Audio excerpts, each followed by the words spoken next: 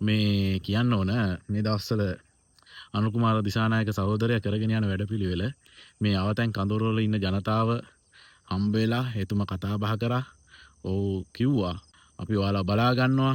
ඔව් සහන ගොඩක් දීලා තියෙනවා. ඒවා දැනුවත් කරා මිනිසුන්ව. ඉතින් මිනිස්සු ගොඩක් සතුටින් ඉන්නේ මේ වෙලාවේ. මොකද මෙච්චර කාලයක් තිබ්බ රජයවල් කවදාවත් මේ වගේ දෙයක් මේ රටේ ජනතාවට කරලා තිබෙන්නේ නැහැ. ඉතින් ඒත් එක්ක මේ රටේ ජනතාවට ඒ වගේ දෙයක් මේ රජය කරනකොට මේ රටේ ජනතාව පුදුමාකාර සතුටක් ලබනවා. ඒ විශේෂයෙන්ම කියන්න ඕනේ ඒ අවතැන් වල ජනතාව. ඉතින් ඒ විතරක් නෙවෙයි රටේ අනුර කුමාර දිසානායක සහෝදරයා මේ රටේ ජනාධිපති බවට පත් කරගන්න ඡන්දය දුන්න හැමෝමත් මේ වෙලාවේ සතුටු වෙනවා. මොකද එතුමා මේ වගේ වැඩපිළිවෙලක් කිරීම සම්බන්ධ. මෙන්න මේ වගේ ජනාධිපතිවරයෙක් තමයි අපි මෙච්චර කාලයක් හෙව්වේ. මන්නම් පුංචි කාලේ ඉඳලා දැකපු හීනයක් තමයි මේ සැබෑ වේගෙන එන්නේ. මේ රට හදන්න ඕන කියන අදහසෙන් යුක්තව තමයි මන්නම් පුංචි කාලේ ඉඳන් හිටියේ. ඒකට වෙන කවුරුත් නැහැ කියලාත් මම තේරුම් ගත්තා. හරිද?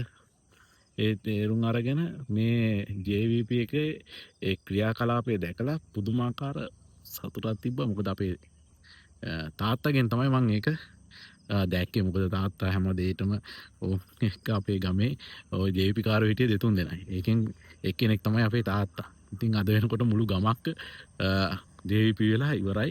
එහෙම නැත්තම් ජාතික ජන බලවේගයේ බවට පත් වෙලා ඉවරයි. වෙන කවුරුත් නිසා නෙවෙයි. අනුර කුමාර ප්‍රමුඛ කණ්ඩායම් නිසා. මොකද මේ රට හදන උවමනාව තිබ්බේ ඒ කට්ටියට. මේ රට හදන්න මාර උවමනාවක් තිබ්බා.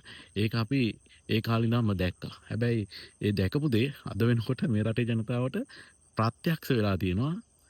ඒක අපිට සියසින් දැක ගන්න පුළුවන්. අපිට දිනෙන් දින අහන්න ලැබෙන්නේ සතුටුදායක ආරංචි, සතුටුදායක පුවත්. හරිද? එතකොට මේ රට හදනවා කියන හැඟීම අපට එනවා. හරි? මේ රජේ පත් කරගත්ත එක ගැන පුදුමාකාර සතුටක්, සැනසීමක් මේ රටේ ජනතාව දැන් ලබනවා. එතකොට අපි කල්පනා කරන්න ඕනේ මේක ආරක්ෂා කරන්න. එක එක විපක්ෂයේ කණ්ඩායම් අද වෙනකොට එක එක බේගල්, බොරු බේගල් බින්න ඇද බානවා. හරිද? මොකද උන්ට බලාගෙන ඉන්න බෑ මේ ජනප්‍රියතාවය. මේ රජයේ කෙරෙහි තියෙන මේ ජනප්‍රිය රැල්ල බිඳින්න තමයි මේ විපක්ෂයේ කණ්ඩායම් වලට අද උවමනා වෙලා තියෙන්නේ. හරිද? එතකොට ඒවා මේ රටේ ජනතාව හැටියට අපි තේරුම් අරගෙන ඉන්න ඕන. මොකද මේ කරගෙන යන වැඩපිළිවෙලට හානියක් වෙන්න දෙන්න බෑ. ඒ මොනොත් අපරාධයක්. ඒක නිසා අපි තේරුම් ගන්න ඕන මේක ආරක්ෂා කරගන්න මේ රටේ ජනතාව හැටියට අපි වැඩ කටයුතු කරන්න ඕන මේ රට ආරක්ෂා කරන්න. ඉතින් මේ වෙනකොට පුදුම දැනුම් සම්භාරයකින් යුක්තව තමයි අනුර ජනාධිපතිතුමා මේ වෙලාවේ කටයුතු කරන්නේ. ඒ ජනතාවට සාහන දෙන්නේ. ඒවත් එක්ක ජනතාව පුදුම සතුටකින් ඉන්නේ. ජනතාව කියන වුන්ට ඒ විදිහට සාහන දෙන්නේ කියලා එතුමා ජනතාව හම්බෙලා කතා කරපු වෙලාවල් වල ඒ ජනතාව කියපු දේවල් එක්ක අපිට හිතෙනවා අනුර කුමාර දිසානායක සහෝදරයා මේ රට අනිවාර්යයෙන්ම හදනවා. ඒක සැකයක් තියාගන්න ඕනේ. අනිවාර්යයෙන්ම හදනවා. ඒකට අපි ඡන්දෙ දුන්නා. එතුමාට දැඩි උවමනාවක් තියෙනවා මේක හදන්න. ඉතින් ඒක නිසා එතුමා මේ වැඩේ කරලා අපට දේවි. අපිට තියෙන ටිකක් කාලයක් බලන් ඉන්න. මොකද මේ රට මෙච්චර කාලයක් පාලනය කරපු අය මේ රට බාර දීලා ගියේ බංකොලොත් වෙච්ච රටක්. මේ වැටිච්ච රටක් ගොඩනගනවා කියන්නේ ඒකාස මේ වගේ ආපදා තත්ත්වයක් උද්ගත වෙලා ඒවට විසඳුම් හොයනවා කියන්නේ පුදුමාකාර දෙයක් ඒක. හරිද? දැඩි වෙහෙසක් දරන්න වෙනවා මේ රට අනව ගොඩනගන්න. ඉතින් මේ වෙහෙස කැපකිරීම කරලා මේ නව රජය ලෑස්ති ගොඩනගන්න. ඉතින් ජනතාව හැටියට අපිට තියෙන්නේ පොඩ්ඩක් ඉවසම් බලාගෙන ඉන්න වෙනවා. පොඩ්ඩක් ඉවසම් බලාගෙන ඉන්න ඕන. මේ රජයට අවස්ථාව දෙන්න ඕන.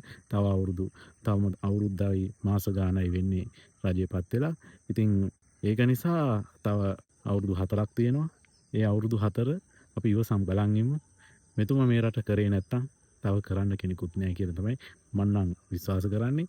මොකද ඔය පරණ දේශපාලන කණ්ඩායම් වලට නම් මේ රට ගොඩනගන්න කවදාවත් ආයේ හිතන්නවත් බෑ. ආයේ එන්නෙත් නැහැ, එන්නත් බෑ. හරිද? ඔය පරණ මූණු නම් ආයේ දේශපාලනයට වැඩකුත් නැහැ. ඡන්දෙ දෙන්නෙත් නැහැ මේ රටේ මිනිස්සු. එහෙම උවමනාවකුත් නැහැ. අලුත් ආකාරයකින් එන්න මීට වඩා හොඳ දේශපාලන ක්‍රමයක් එක්ක එන්න. ඒතකොට සමහර විට මිනිස්සු ඡන්දෙ දේවි. හැබැයි ওই පරණ මූණුත් එක්ක නම් එන්න එපා. පරණ මූණු වලට මේ රටේ මිනිස්සු ඇත්තටම කැමති නැහැ. මොකද පරණ මූණු වැඩක් නැහැ.